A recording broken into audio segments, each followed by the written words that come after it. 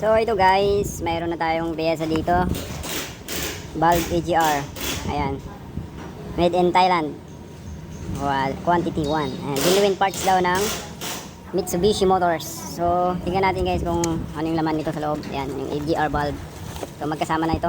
Magkasawa talaga to. Kapag binibili. Sila nagbibinta ng ano, nahalo.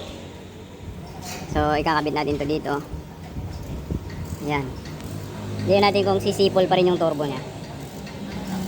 Okay, so ikabit ko muna guys. Tapos tingnan ulit natin kung sisipol. Ayan. Ilagay muna natin dito. Then push ko muna to. Tatanggalin ko lang naman to eh. Itong apat na arbatas, yung 14. Tapos itong dalawang 14 din dito. So yan. Okay.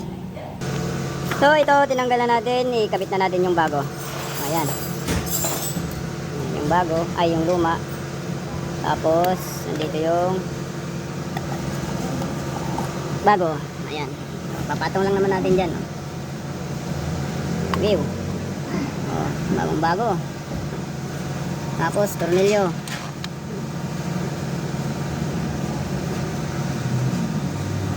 Yan. Tornilyo natin. So ay pumasok. Okay. Sa kabila naman.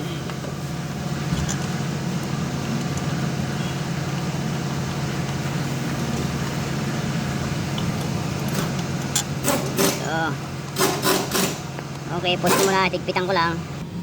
So ito guys, naikabit na natin. Dalawang dulo nyo dito, 14, apat na 14, socket. Tapos start. Tingnan natin kung mawawala, kung hindi, bahala na dyan. Okay, let's go. Ito, kusiyan na natin. Then kung kailangan ng initialize natin. Kasi bago yung EGR at saka valve. So start na natin guys. Tingnan natin kung okay ba yung diagnose natin.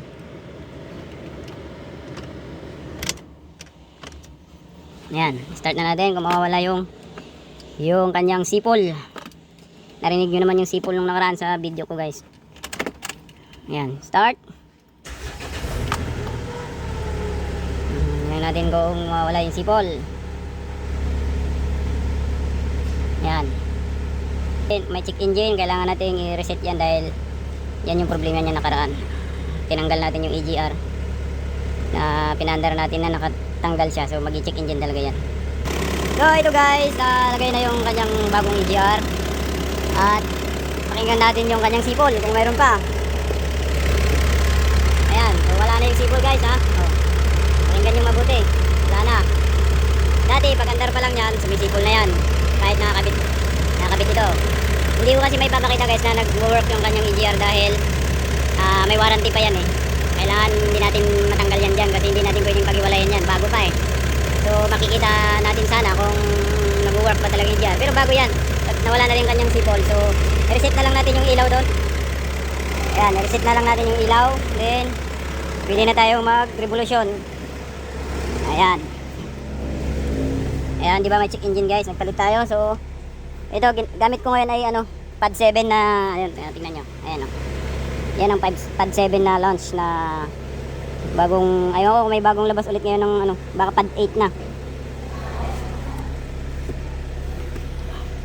Local diagnose, then punta tayo sa Mitsubishi.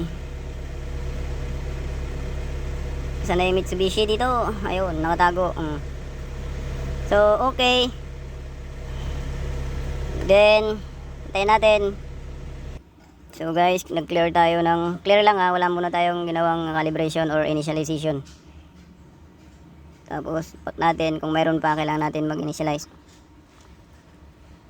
Tingnan natin ulit, back to tayo. Kung madadagdagan na naman yung pula dyan, so isa lang. Ayun, patayin. Tapos on ulit. Yan.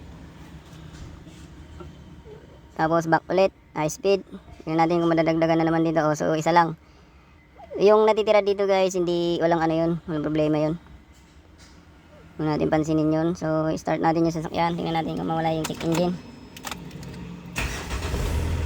Nawala ang check engine. So calibrate tayo. Ayan.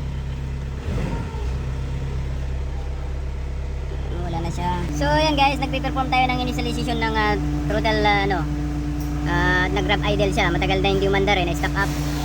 Ayan.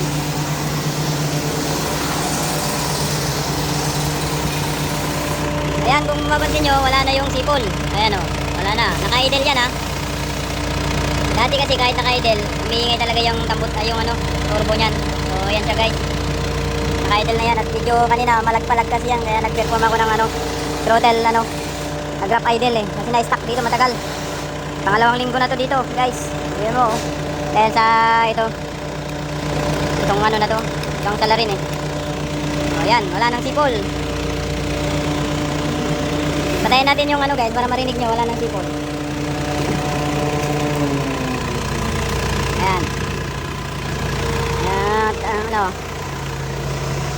may 10 minutes lang tayo dito mag-perform ng kanyang idle 10 minute idle running lang yung natin dito, kaya patayin na natin. Naka 10 minutes na tayo.